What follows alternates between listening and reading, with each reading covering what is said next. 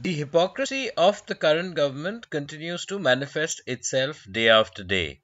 Back in 2012, Prime Minister Modi had strongly refuted FDI or foreign direct investment, as though the ruling party back then, Congress, was giving the nation away to foreigners.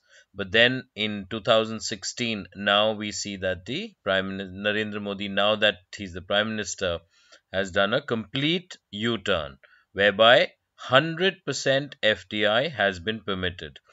Unfortunately, we find a lot of people continuing to blindly defend as though the 2012 move was actually in opposition to FDI in multi brand retail, whereas that is not entirely true because the opposition which was being made to FDI was largely to FDI in general as a whole, whereas now we are looking at FDI across multiple sectors. And in any case, opposition towards FDI does not logically make sense because with foreign direct investment, there's a lot of job creation which takes place in the economy, which in a country like ours is absolutely quintessential. That's something which people should realize and they should move on and grow from being blind bugs to being logical and sensible people, where they realize that, in fact, the move being made now in 2016 makes a lot of sense.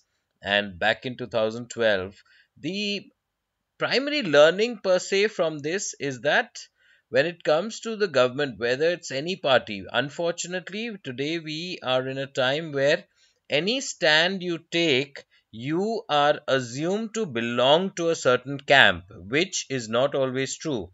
You might just be on the logical side rather than being on a political side, say being a what they call a congressy or an upstart. They've got all these fancy, stupid names. But then you need to rise above these kind of thoughts and then look at the logical and the right side. And as of now, FDI is definitely eagerly sought after, and the more there is in the country, that much more opportunity will be there for the country, the economy as a whole to develop.